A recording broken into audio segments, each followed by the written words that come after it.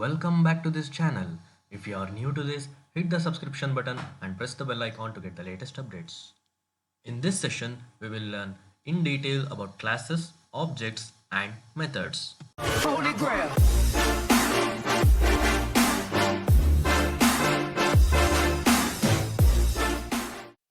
Hi guys, I am Nayaz from Technico MDN. In this session, we will learn classes, objects, and methods in detail. So let's get started.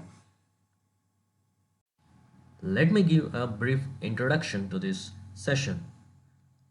Java is a true object-oriented language, and therefore the underlying structure of all Java programs is classes. Anything we wish to represent in a Java program must be encapsulated in class that defines the state and behavior of the basic program components known as objects. Classes create objects, and objects use methods to communicate between them. That is all about object-oriented programming. Classes provide a convenient method for packing together a group of logically related data items and functions that work on them. In Java, the data items are called fields and the functions are called methods. Calling a specific method in an object is described as sending the objects a message. A class is essentially a description of how to make an object that contains fields and methods. It provides a sort of template for an object and behaves like a basic data type such as int. It is therefore important to understand how the fields and methods are defined in a class and how they are used to build a Java program that incorporates the basic OOP, that is object-oriented programming concepts such as encapsulation, inheritance, and polymorphism. So in this session, we will be learning the top three features of object-oriented programming, that is encapsulation, inheritance, and polymorphism. Let's have a course outline. This session is divided into 5 parts. Part 1 contains defining a class, creating the objects, and accessing class members. Part 2 constructors, method overloading, and static members. Part 3 nesting of methods, inheritance, and overriding methods. In Part 4 final variables and methods, and also final classes of finalizer methods. And last but not the least, part 5 abstract method and classes, methods and varargs, visibility control. Part 1. Let's study defining a class, creating the objects, and accessing class members. As stated earlier, a class is a user-defined data type with a template that serves to define its properties. Once the class type has been defined, we can create variables of that type using declarations that are similar to the basic type declaration. In Java, these variables are termed as instances of classes, which are the actual objects. The basic form of a class definition is shown below, that is a general form of a class. Class is a keyword, class, and then class name. You have to give the class name. In standard, the class name starts with a capital letter. So the class name, followed by the opening parenthesis, inside it field declarations and method declarations, and finally closing parenthesis. The data is encapsulated in a class by placing data fields inside the body of the class definition, and the variables inside this encapsulated class are known as instance variables. A class with only data field, and if no methods are present, then the class has no life. And again, going through the general form of a class, the class is a keyword and followed by the class name and opening and closing parenthesis. Within it, field declarations and method declarations must be done. Fields declaration. Data is encapsulated in a class by placing data fields inside the body of the class definition. These variables are called instance variables. Because they are created whenever an object of the class is initiated, we can declare the instance variable exactly the same way as we declare local variables. Example is given here, class rectangle. Inside the rectangle class, we have declared int length and int width. And also, since the data type for both the variables are same, we can declare both the variables in a single line. That is, in the next example that we see, int length comma width. The class rectangle contains two integer types, instance variables. It is also to declare them in one line as I said, int length and width. Remember, these variables are only declared and therefore no storage space has been created in the memory. Methods declaration. A class with only data fields and without methods that operates on the data has no life, as I said before. The objects created by such a class cannot respond to any messages. We must therefore add methods that are necessary for manipulating the data contained in the class. Methods are declared inside the body of the class but immediately after the declaration of an instance variables. The general form of the method declaration goes like this. Type method name followed by parameter list and open the parenthesis inside it method body and finally closing the parenthesis. Basically, the method declaration have four basic parts. First one is the name of the method, that is method name, and second part is the type of the value that returns, that is type, and next a list of parameters, that is parameter list, and finally the body of the method. Here the type specifies the type of value the method would return. This could be a simple data type such as int or float, as well as any class type, and even it could be a void type. It could be even void type if the method does not return any value. The method name is a valid identifier. The parameter list is always enclosed in parentheses. This list contains variable names and types of the value we want to give to the method as input. The variables in the list are separated by commas, and in the case where no inputs data are required, the declaration must retain the empty parentheses. Now let us study about how to create objects. As pointed out earlier, an object in Java is essentially a block of memory that contains space to store all the instance variables.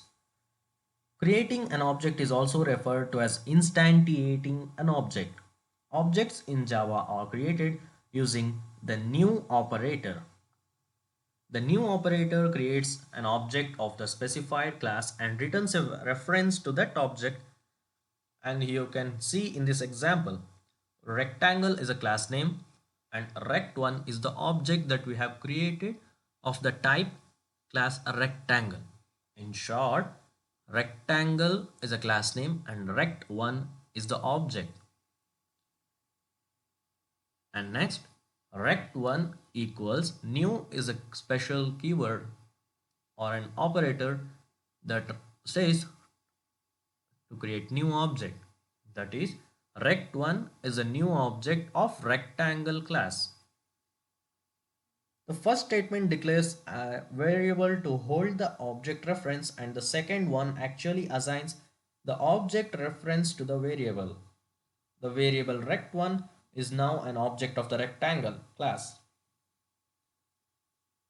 Both the statements in the first block can be rearranged as rectangle rect1 equal new rectangle.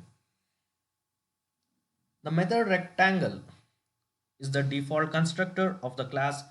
We can create any number of objects of rectangles.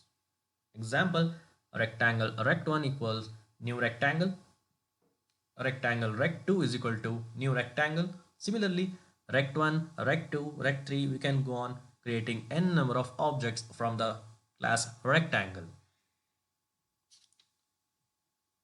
It is important to understand that each object has its own copy of the instance variable of its class. This means that any changes to the variables of one object have no effect on the variables of another object. It is also possible to create two or more references to the same object.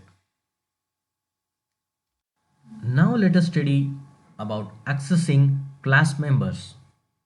Now that we have created objects each containing its own set of variables, we should assign values to these variables in order to use them in our program. Remember, all variables must be assigned values before they are used. Since they are outside the class, we cannot access the instance variables and the method directly. To do this, we must use the concerned objects and the dot operator as shown in the block, that is object name dot operator variable name equals value.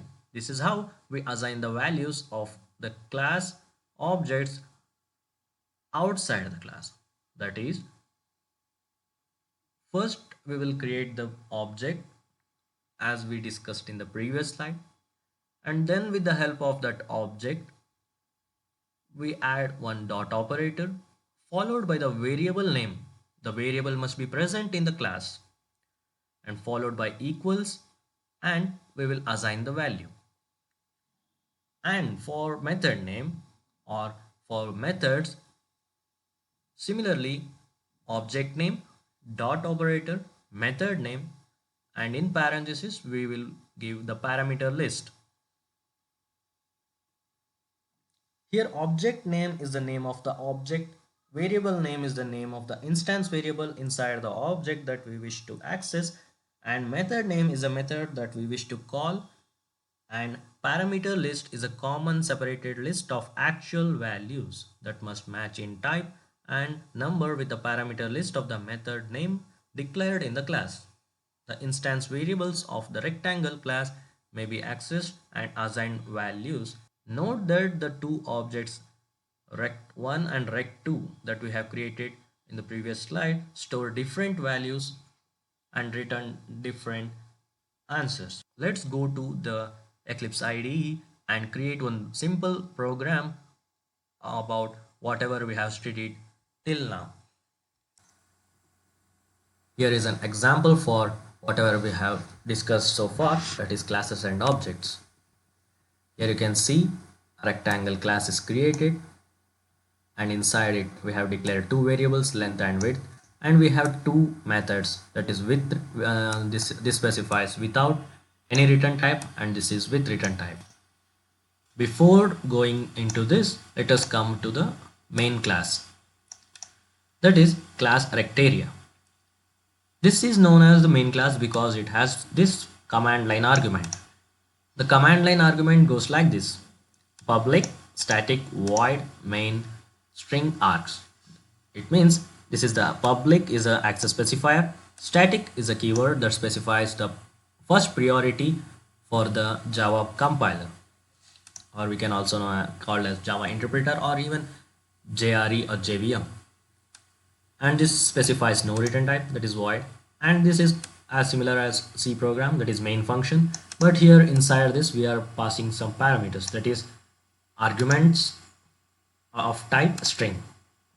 Why we have to pass like this we will discuss in the advanced Java sessions. Inside the main class we are declaring area1 and area2, and here we are creating two objects. As I said, we have created class rectangle, and here now the time is to create objects. So R1 and R2 are the objects that we have created. Now here I have shown two different ways of accessing the variables and assigning the values, or directly assigning to the method itself. R1.length and R1.width. Here length is equal to 15 and width is equal to 10. So we are assigning the values as length is equal to 15, width is equal to 10 by the parameters. That is, when we pass R1.length, so X will be assigned to 15, and R1.width, so Y will be assigned to 10. So next, area1, we have taken the main class variable, that is instance variable area1 equals R1.length into R1.width. This specifies the multiplication operation on length and width. So here directly it will calculate, that is 15 and 10. So it will display 150. Next, we are as we have created another object R2.getData. So R2 is the another object created by the rectangle class. Now R2.getData specifies this function. Since we are passing the parameters 20 and 12, here the X will be assigned to 20 and Y will be assigned to 12. Note that the values that we have passed here will not affect the values of this, because the objects are totally different. As I have said in the previous slides, R1 and R2 are since R1 and R2 are different objects, there will be no impact on the each other. Now area2 equals R2.rectarea.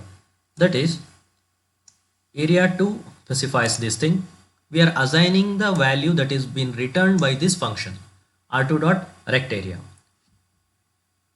Now previously we have passed x as 20 and y as 12. Next this function will run. Since we have called this function here, now the function will run. Length will be assigned to 20 as we have passed here, and width will be assigned to 12. Next it will return the value of area, that is 20 into 12. The return value will come here in this part. So the function is being returned by the value of area. So area 2 equals area. Like this it will be specified. Now when we have stated this line, that is to print the output, let me explain you this line. System is a class. As I have previously said you in the first slide itself, that a class has a standard that the first letter of any keyword in the Java application or Java programming will specify it is a class. And output is a function, or we can call it as a method. Then println is also a method. As you can see, anything, let me tell you, just as if we have created this rectArea, println will be like this. So we know that, right? This is how we function look like. Similarly, println inside the function we are specifying this. So note that whatever you write inside the double inverted commas will be displayed as same as on the console. So we are assigning this plus area 1. Plus operator is known as a concatenating operator in the Java. So it will concatenate this string. Area 1 is one string, and plus area 1 will be another. Area 1 refers to this value, so it will return the value of r1.length into r1.width. Similarly, next system.out.println. Let me tell you, out is a method that will output, and we are outputting the area 2. So let us run this file. To run this we have two methods. We can just click on this one, that is the run button, run rectArea. So here you can see area 1 equal to 150, that is a value of 15 by 10, that is a value of 15 and 10.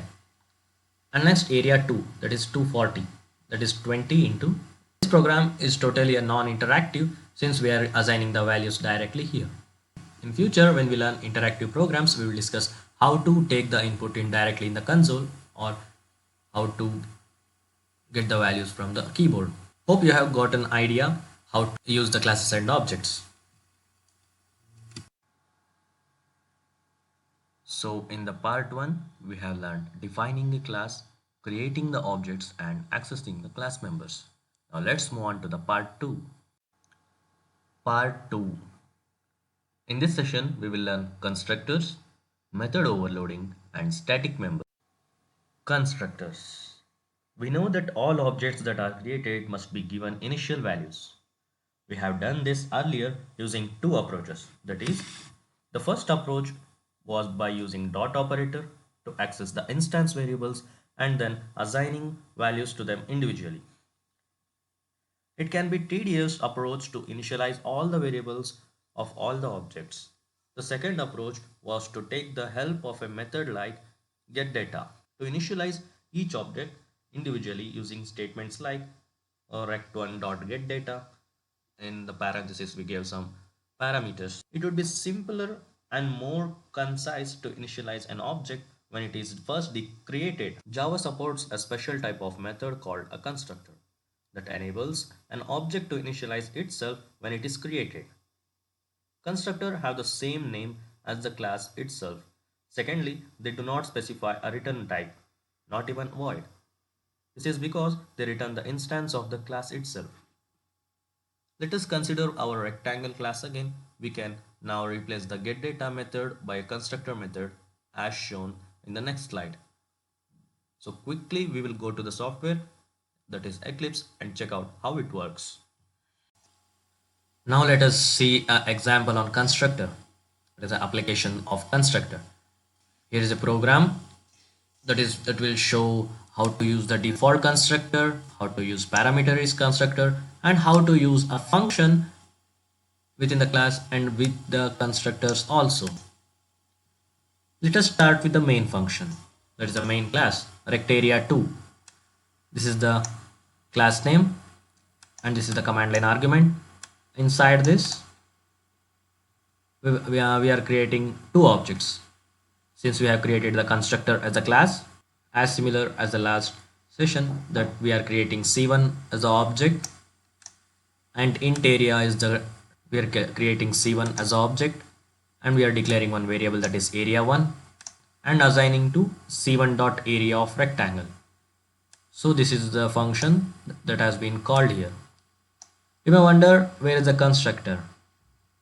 Let me tell you, in Java or any programming, any object oriented programming, whenever an object is created, default constructor is invoked automatically. Then there is no need to call again the default constructor or any constructor. If you want to pass the arguments, here you can see the 10 and 20 we have passed here itself. We have not created any other object to send the constructor values. And similar, these both the constructor or declarations are almost same. The difference is here we have passing no arguments, but we have here passed two arguments. So when we have passed no arguments, it will select. The difference between both of these things are, it has no arguments and it has arguments. So since it has no arguments, it will redirect to this function or constructor. So it will display, hi, I am a default constructor.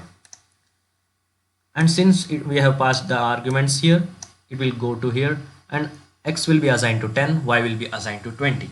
This is as same as the work of a function. Next, when we display area is equal to plus area1, since we have assigned the area1 is equal to C1 dot area of rectangle, the value will be written as length into width. You may wonder, we have not passed any values. What will be the value it will be returning? Let me tell you, the constructor will defaultly set the variable or values as 0. If we have passed the values 10 and 20, then only it will assign the value for x is equal to 10 and y is equal to 20, and returns the here when we call C2 dot area of rectangle, it will return the value 10 into 20. Now let us run the program. In the last video I have said we can run this program in two types. Let me first show you. I will run this one by using this one. It is displaying area1 is equal to 150 and area2 is equal to 240. Here you can see this is the rect area. This is not the output of this program. This is the common missed error that will be shown in the Eclipse IDE or any IDE due to some errors. So another method of calling this program will be like this. We have to just go here and select to run configuration. Here you can see we have to run the main class. Here it is rect area. This main class is of the previous example. So we have to just rename it and apply and just run. Now this is the output of this constructor program.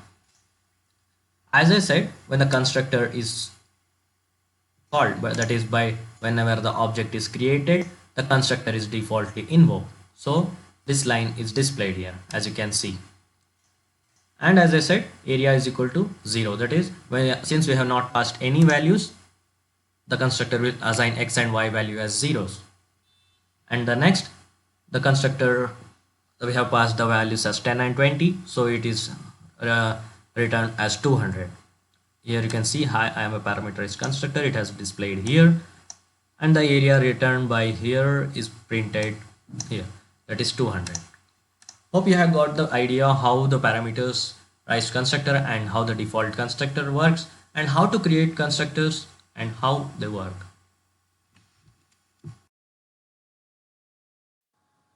Method overloading. In Java, it is possible to create methods that have the same name but different parameter list and different definitions. This is called method overloading. Method overloading is used when objects are required to perform similar tasks but using different input parameters. When we call a method in an object, Java matches up the method name first and then the number and type of parameters to decide which one of the definition to execute. This process is known as polymorphism. Note that polymorphism is one of the major features of object-oriented programming. To create an overloaded method, all we have to do is to provide several different method definitions in the class, all with the same name, that is the method name only, but with different parameter list. The difference may either be in the number or type of arguments, that is each parameter list should be unique. Note that the method's return type does not play any role in this. Here is an one or Here is an example. Let's check it out in the next slide. In this example, we have created a class overload. We have declared three integer type variables, that is length, width and height. Here we have three different methods. Method 1 has no parameters. Method 2 has 2 parameters. Method 3 has 3 parameters. You may observe that the method name is same for all the three methods. Now let us get into the main class, that is rect area 3. Here similarly as the previous slide, as the constructors we have created, I have created overload C1 as the object and int area 1 is a declaration of area 1 variable, and we have revoked this value by the return keyword, and we have printed this area 1 here. Similarly, all the three follows the same. The difference is it is passing no parameters. So here we are assigning 5 and 10. Here it is passing 2 parameters, so it will be going here. And the last one we are passing 3 parameters, so it will go here. You may observe that the function names are same, that is the method names are same, that is area. The only difference is we are changing the parameters. So to match the parameters, for example, let us take this one. When we are passing this thing, let us c2.area and passing the parameters 10 and 20, first it will come here, it will search for the space. Since there is no space to assign the value of 10 and 20 to any of the variables, this part will be skipped. And next, this part here, the 10 and 20 gets the space, that is x and y, so it will display here. In this function, x and y are initialized with the data type int, so the 10 and 20 will be stored as length is equal to x and width is equal to y, that is length is equal to 10 and width is equal to 20, and returns 10 into 20, and the return value will be stored here. Similarly, this thing, it will check here, there is no space for 3 variables or 3 parameters, and it will check here, it has only 2 parameter space.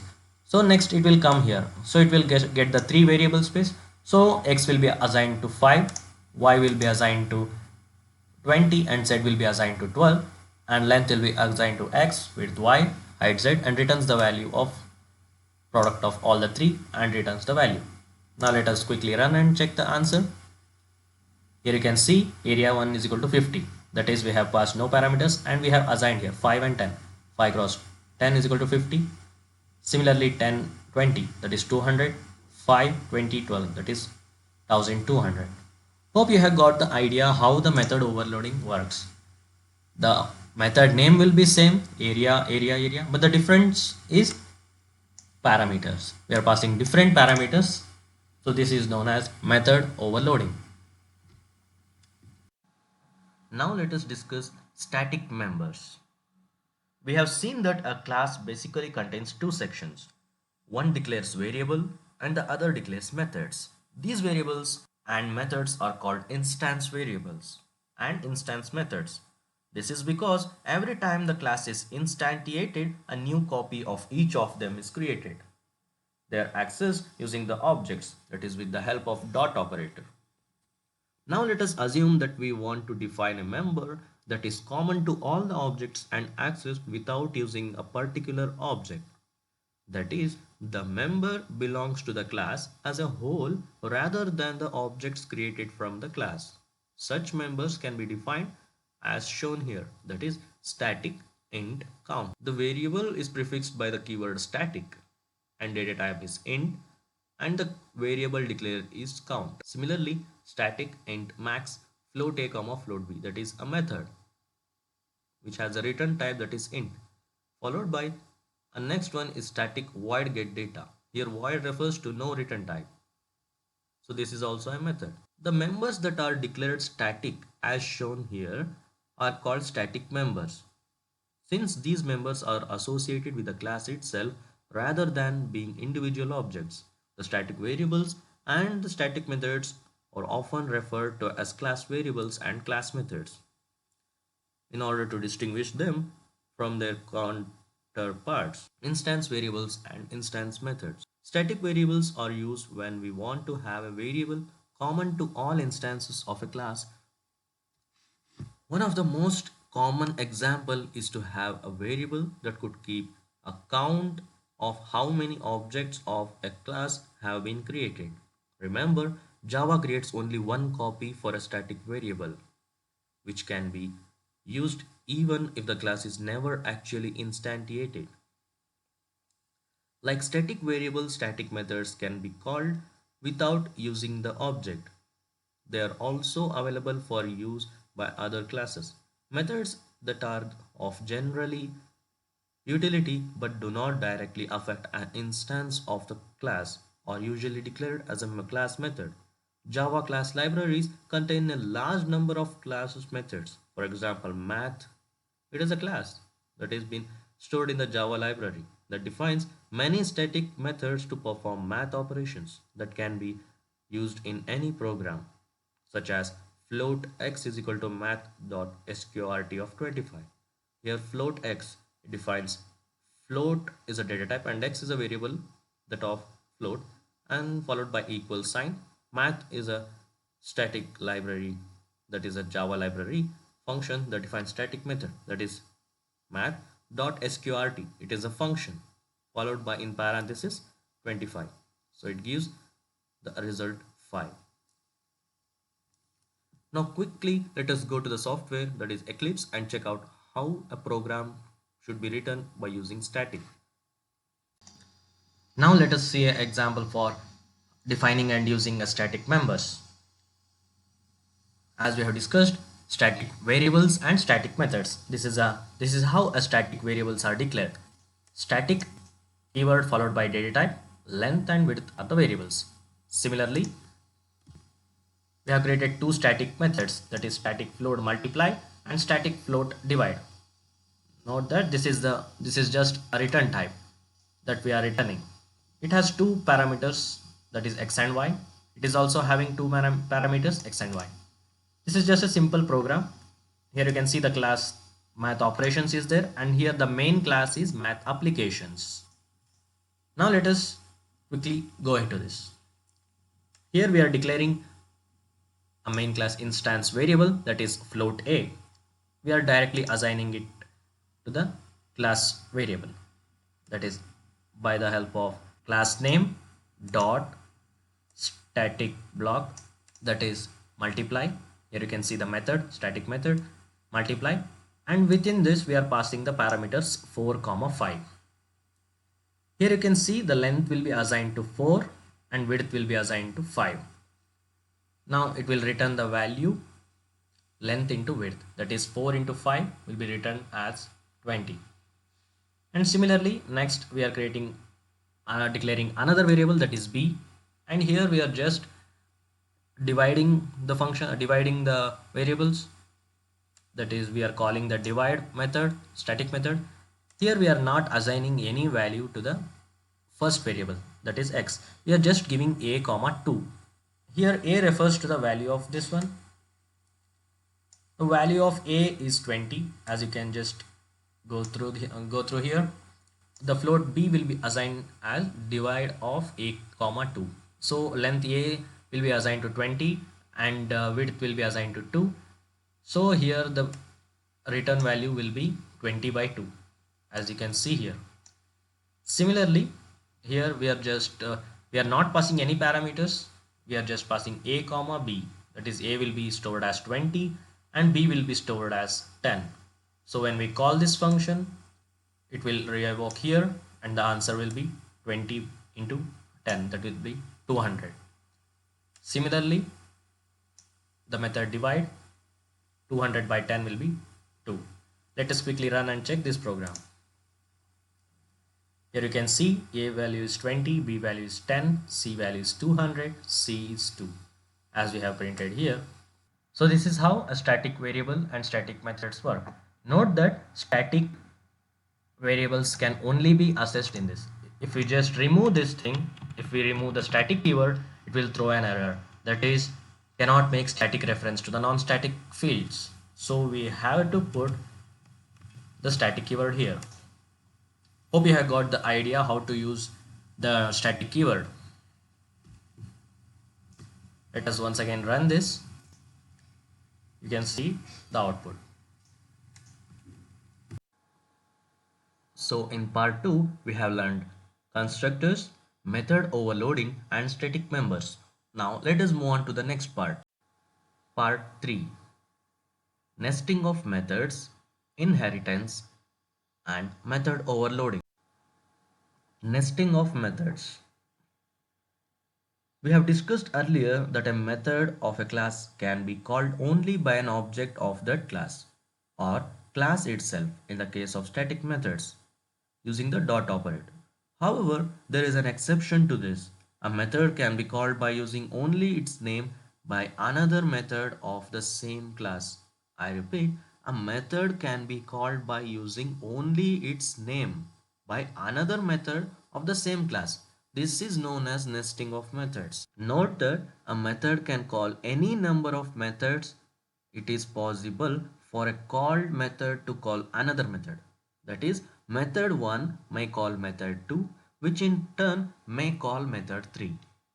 Now let us quickly go to the software, that is Eclipse IDE, and check out the program. Now let us see an example for nesting of methods. Here is a simple example. Here the nesting class is created in which m and n are two variables that are declared as int. This is a constructor. This is one method and this is another method. And this is the main class.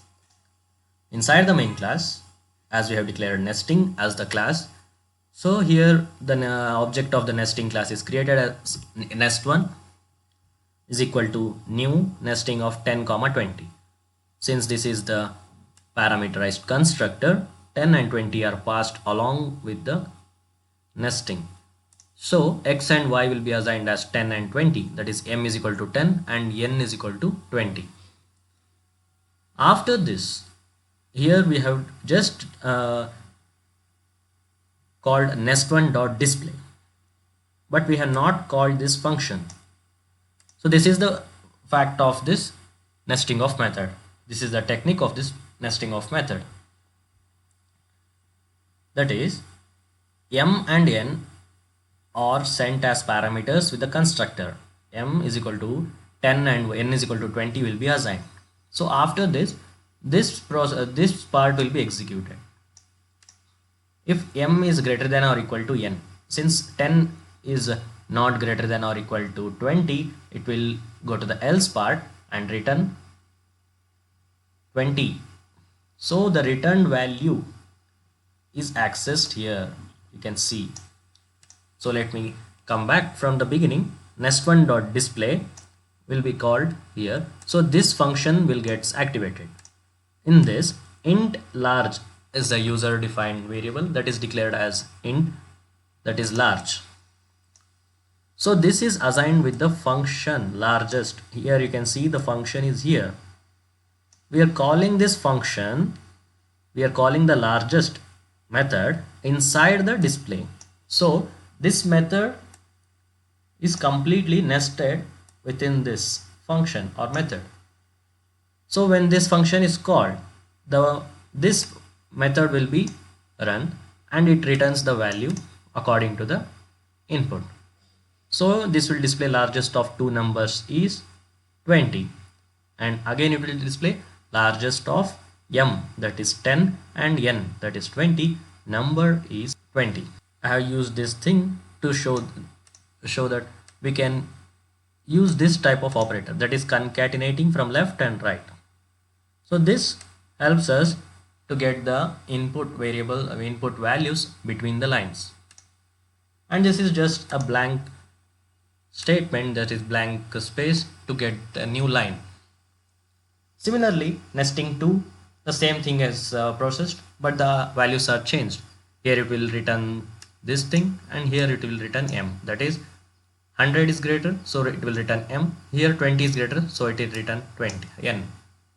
So let us quickly run and see the answer.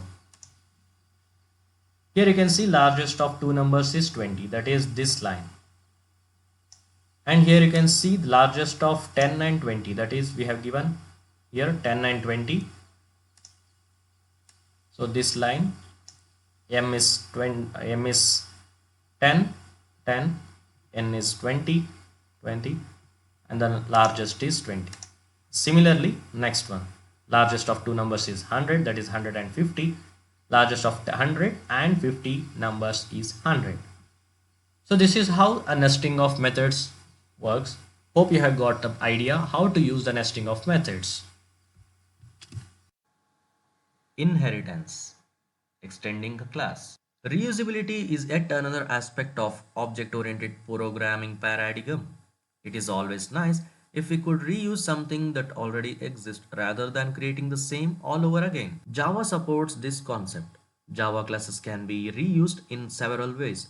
This is basically done by creating new classes and reusing the properties of existing ones.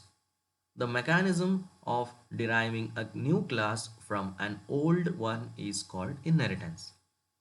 I repeat, the mechanism of deriving a new class from an old one is called inheritance. The old class is known as the base class or superclass or even parent class, and the new one, that is derived class, is known as subclass or derived class or child class. The inheritance allows subclasses to inherit all the variables and methods of their parent class. Inheritance may take different forms and they are broadly classified in four kinds, that is single level inheritance, multi-level, hierarchical, hybrid, and multiple inheritance. Basically, inheritance is classified into three types: single, multiple, and hybrid. Under single level inheritance, multi-level and hierarchical inheritance occur, or we can say multi-level and hierarchical inheritance are as similar as single level inheritance and follow the same mechanism. And for multiple and hybrid inheritance, Java has special libraries that we will discuss in the further videos, that is by using interface classes. Now let us see how inheritance works in different kinds. Single level inheritance. It has one superclass and one subclass. And next, hierarchical inheritance. It has one superclass having one or more derived class or subclasses. And next, multi-level inheritance. The superclass properties are inherited to subclass 1 and subclass 1 contains the properties of superclass, followed by both the class properties are inherited to subclass 2. So the subclass 2 will be having the attributes of both subclass 1 and superclass. And next, hybrid inheritance. In this case, the subclass, there are two subclasses derived from one superclass, and those subclasses are again derived to one single subclass. Multiple inheritance. In this case, one or more superclasses are derived to one subclass.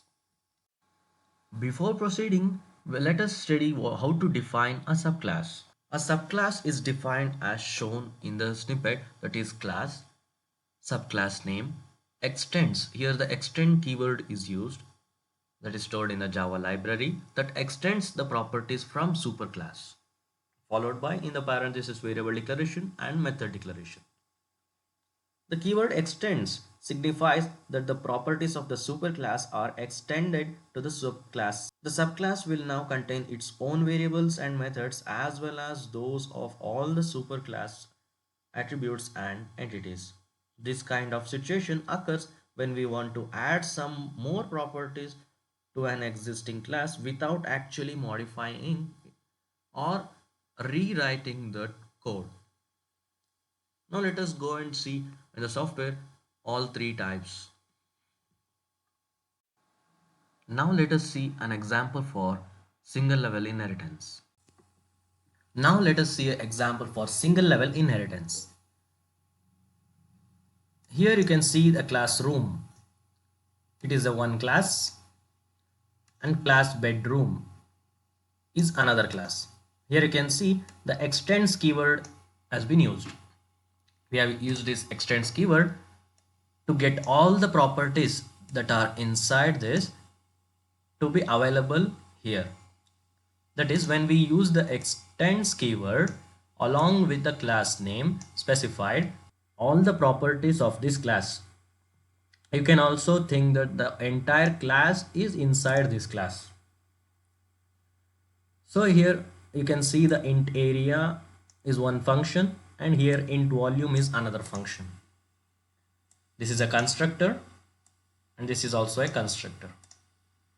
Now let us see the main class. Inherit test is a main class. Inside this, we are not creating the object of this class.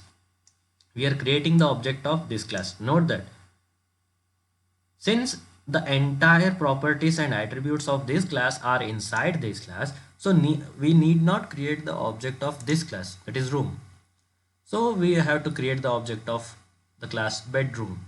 So we will create bedroom. Room1 equals new bedroom of 15, 15, 10. You can observe that we are passing 3 parameters, but here it is taking only 2 parameters and here it is taking 3 parameters. So here 15 and 15 will be accessed and 10 will be excused. And here all the 3 variables 15, 15 and 10 will be assigned to x, y and z. And here super is a keyword that we are new to this. I will explain this thing. Super is a keyword that will tells the compiler that x and y values are to be accessed from the super class. That is, since the class bedroom is a derived class and it has a parent class that is room, and the parent class is also known as superclass as we have discussed earlier. So super keyword says the x and y values must be taken from here. This is to specify that x and y values remain same.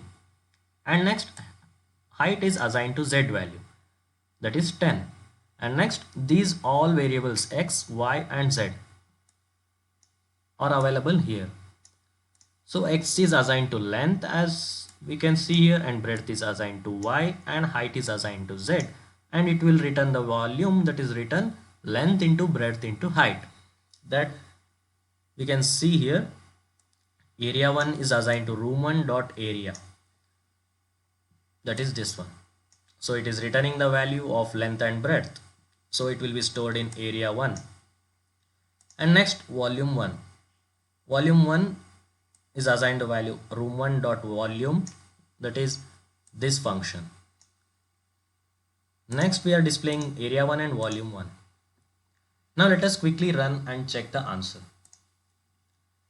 Here you can see area 1 is equal to 225. We can check it out.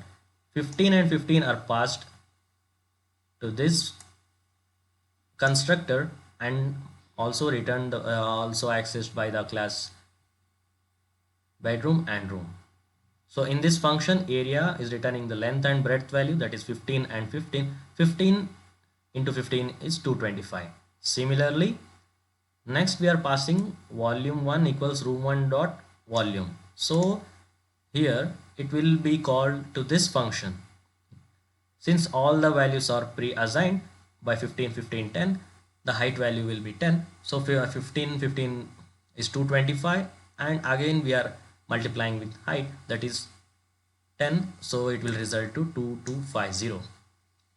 Hope you have understood the single level inheritance concept. Again I will tell, this is one class and this is another class. This class has the properties of its parent class. So both the classes are combinedly called by the class bedroom, that is this class. This is just a main class. It need not extend both the classes, or if we want we can extend also. Hope you have got the idea how to use the single level inheritance. Now let us see an example for hierarchical inheritance. Now let us see example for hierarchical inheritance. In this example, class A is created. Within this, one function is there, that is public method A. And again, class B extends A. The properties of class A are extended to class B, as you can see here. And next, class C extends A. Here also the class B is extending the properties of A, and here also the class C is extending the properties of A only.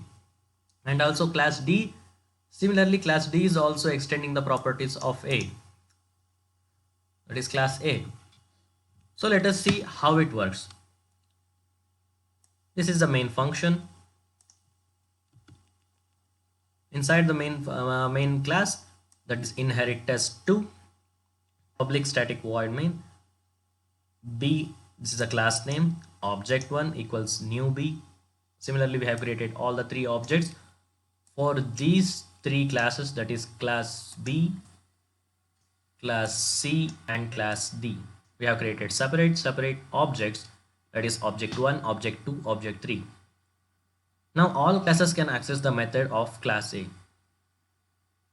Method A, here you can see method A is a function. Here is a method B is a function, method C is a function, and method D is also a function. We are just accessing method A by using objects of all the three classes. Now let us run and see it. Here you can see method of class A, method of class A, method of class A. Now let us check some other thing. Now let us give class method as method B and save it and run again. So you can see the class B, the method of class B, this is also printed.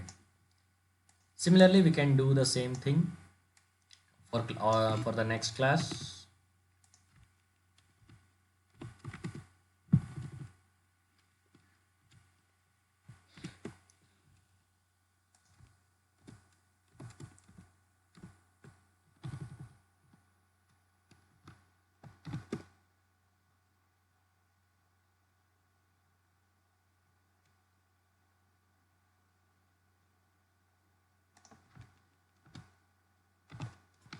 Now let us save and run this again.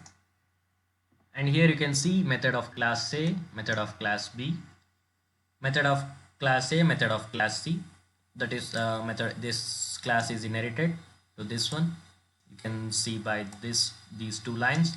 And similarly A and D, that is the properties of A is extended to D. So this is how the hierarchical inheritance works. It has one base class and many subclasses.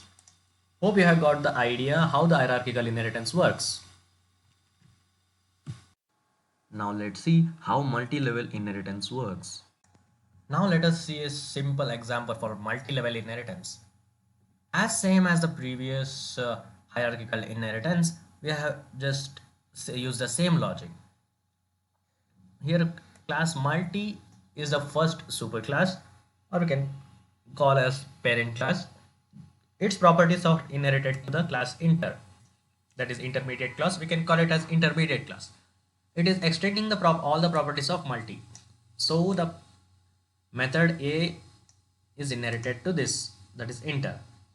Now again we are created one more class, that is derived, and extending the properties of inter. So note that the properties of both method A and method B, unconditionally both the class multi and inter are inherited to the derived. Now in the main class we are creating the object of derived. Note that we are not creating the object of either class inter nor the class multi. We are creating the object of derived because it has both the attributes and entities of these multi and inter class. So now let us create the object here and call all the methods, that is method A, method B and method C. So we have called all the three methods here. Now let us quickly run and check it out. So here you can see method of class A, method of class B and method of class C are executed. So this is how a multi-level inheritance works. Hope you have got all of the basic idea about all the three types of inheritance: single level inheritance, hierarchical inheritance and multi-level inheritance. Overriding methods. We have seen that a method defined in a superclass is inherited by its subclass and is used by the objects created by the subclasses.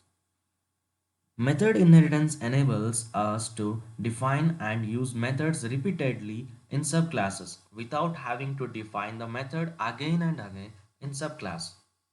However, there may be occasions when we want an object to respond to the same method but have different behavior when that method is called. That means we should override the method that is defined in the superclass. This is possible by defining a method in the subclass that has the same name, same arguments, and same return type as a method in the superclass. Then, when that method is called, the method defined in the subclass is invoked and executed instead of the one in the superclass. This is known as overriding. Now let us see an example how overriding methods works. Now let us see an illustration of method overriding. As similar, we have created one class that is super. It has one constructor and one method. Similarly, we are using single level inheritance. Class sub extends super. So all the properties of this class are inherited to the class sub. So in this class we have sub intex int y. And you can observe here the concept of method overriding is here. Void display and here also void display.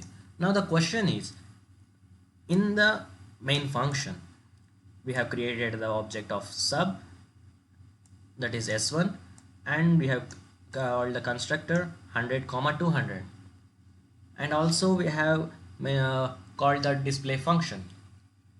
So now the question is, which of these two, display, void display and void display, there are two methods. Now the question is, to which method these values will be assigned? So the answer is, when we call the method s1.display, it will first go to in this class. Before going into this, since we have extended the properties of super, it will look like the entire program in a single row.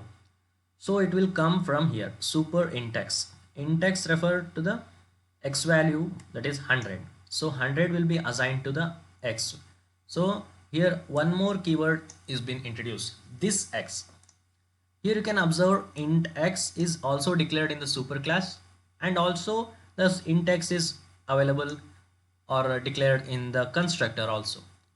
So this x refers to the class instance variable x, and this x refer to the argument. Note that this dot x refer to the variable of an instance variable of this class, that is super. And let us continue now. Void display. So it will display the value of x, that is 100. Now after this thing, int y will be assigned. Y value will be assigned as 200. Sub of int x comma int y. Now the values, the argument values will be redirected as int x as 100 and int y as 200. Super of x. We are again calling the super keyword, that is the super class keyword. So this x, the value stored in this variable, that is this dot x, that is the instance variable of the class super, will be assigned here, that is 100. And again we have a same case int y and this dot y. So this dot y is equal to y. So this will assign the y value as 200. And when the function will start executing, it will again display super x is equal to 100, sub y is equal to 200. Let us check it out and run. And here goes the output. Super x is equal to 100 and sub y is equal to 200. So this is how method overriding works. The same parameters are passed. Since here no parameters are passed, we can just say the same methods are there. So by the help of this dot x, that is this keyword, and super keyword, this is possible to do method overriding. Hope you have got the idea how method overriding works. In part 3, we have learned nesting of methods, inheritance and overriding methods. Now let us move on to the next part. Part 4. Final variables and methods, final classes, finalizer methods. Final variables and methods. All methods and variables can be overridden by default in subclasses. If we wish to prevent the subclasses from overriding the members of the superclass, we can declare them as final using the keyword final as a modifier. Here you can go through this snippet. Final int size is equal to 100. Here the size of data type int is prefixed by final keyword. And similarly, the method also is prefixed by final. Making a method final ensures that the functionality defined in this method will never be altered in any way. Similarly, the value of an final variable can never be changed. Final variables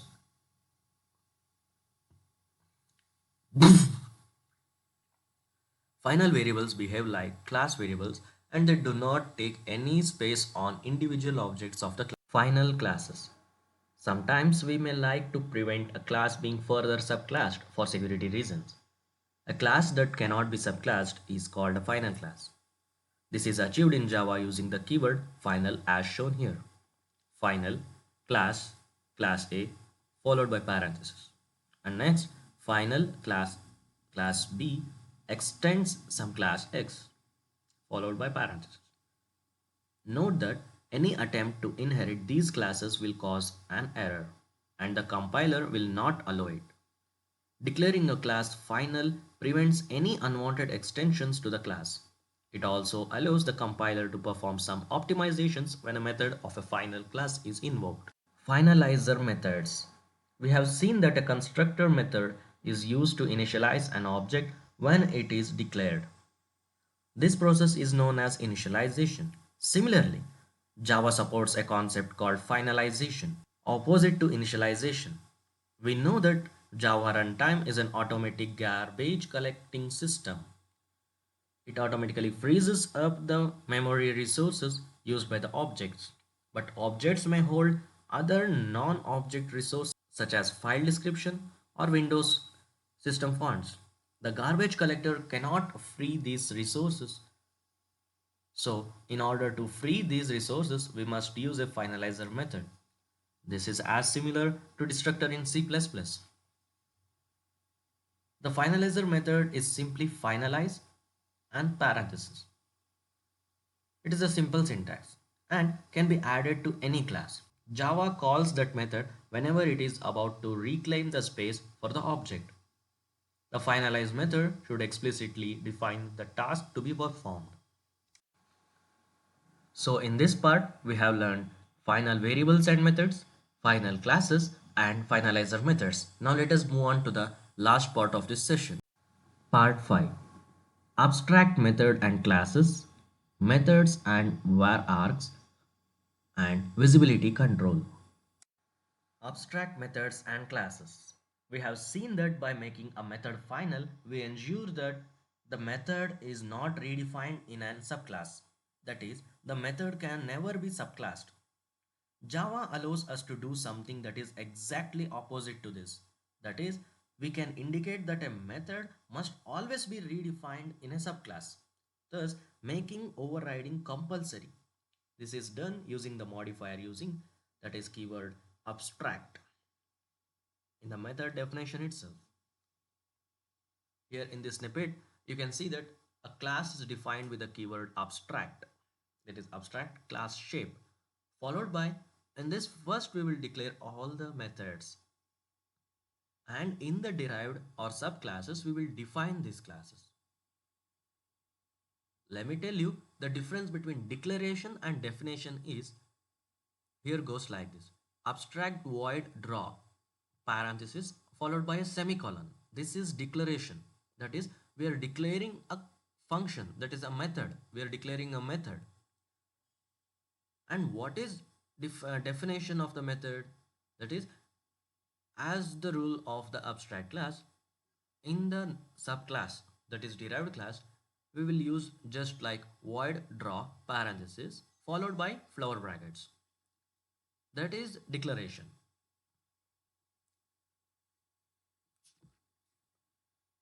Note that when a class contains one or more abstract class, it should always be declared abstract as shown in the example. While using abstract class, we must satisfy the following conditions, that are, we cannot use abstract class to initiate objects directly. For example, shape s is equal to new shape. It will throw an error because shape is an abstract class. We cannot initiate any objects to it, and it is illegal because shape is an abstract class. The abstract methods of an abstract class must be defined in its subclass. And finally, we cannot declare abstract constructors or abstract static methods. Methods with var args, that is, you can just say var plus args, that is variable arguments. Var args represents variable length arguments in method, which is one of the feature introduced by J2 SE 5.0. It makes the Java code simple and flexible. Var args takes the form where args take the following form, that is a syntax: access specifier, static, void method name, followed by object, and that is followed by three dots, that is known as ellipsis, and arguments. In this syntax, the method contains an argument called varargs, in which object is the type of an argument. Ellipsis, that is three dots, is the key to varargs and arguments in the name of variable. Thus, varargs allow us to declare a method with the unspecified number of parameters for a given argument. The varargs must be the final argument in the argument list of a method. Varargs is identified by the type of an argument followed by the ellipsis and the name of a variable. Example: public void sample of string username, comma string password, comma string mail ID. I repeat, public void sample string username, string password, string mail ID. In the earlier versions of Java, whenever a varargs method or constructor was called with a non-refiable vararg type, the compiler generates a warning message, that is Java SE7. So here the Java SE7 helps to overcome this situation by moving the warning from varargs method call side to varargs method declaration side. It also allows the programmer to suppress the warning message by using @safe varargs annotation type. Visibility control. We stated earlier that it is possible to inherit all the members of a class by a subclass using the keyword extends.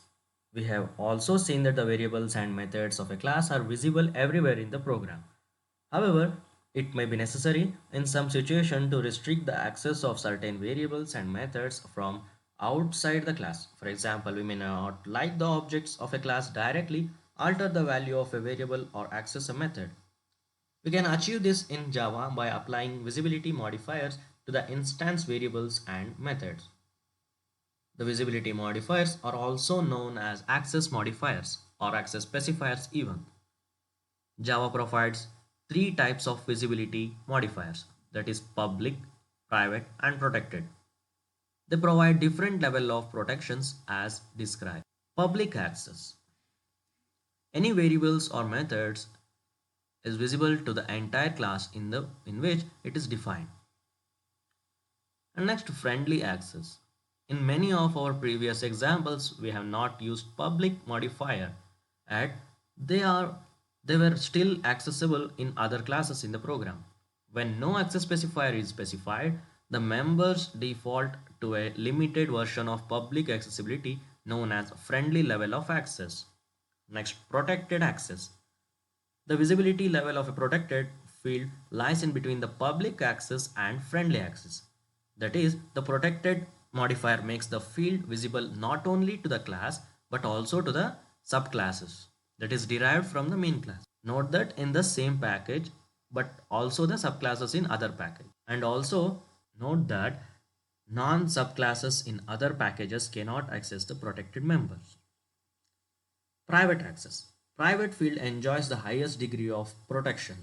They are accessible only with their own classes and they cannot be inherited by subclasses and therefore not accessible in subclasses.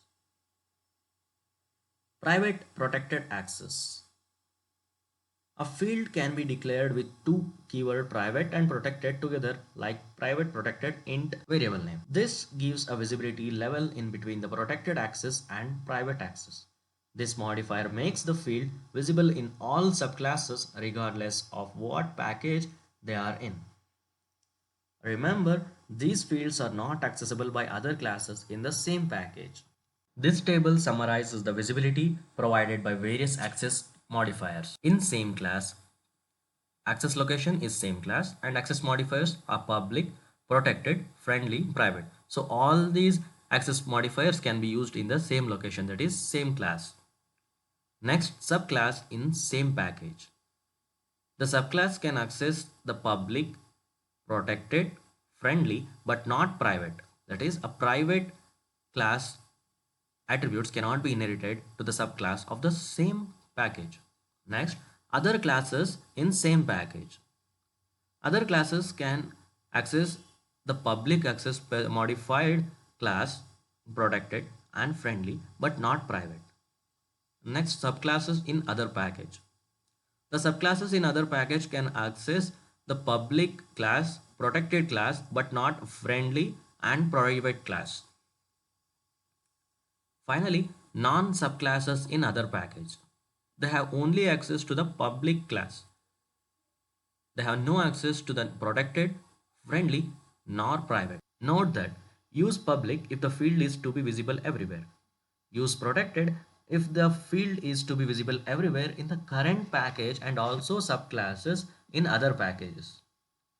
Use default, that is friendly, that is leaving just blank if the field is to be visible everywhere in the current package only. Use private protected if the field is to be visible only in subclasses regardless of the packages. Use private if the field is not to be visible anywhere except in its own class. In part 5 we have learned abstract methods and classes, methods and hierarchies, and visibility control. Now we have reached to the end of this video and let us see the summary of this video. Classes, objects and methods are the basic components used in Java programming. The concept of classes is at the root of Java's design. We have discussed in detail the following in this session: how to create a class, how to create objects, how to add methods to classes, how to extend or reuse a class, and how to write application programs. We have also discussed various features that could be used to restrict the access to certain variables and methods from outside the class. The concept discussed here provides the basics of writing not only standalone application programs but also applets for use on internet. Applets is a concept that we will discuss in the Advanced Java series. All the codes that we have discussed in this session will be uploaded in my GitHub page, so make sure you check out the description and get the code. Thank you for watching this session. Hope this video was very much helpful and informative.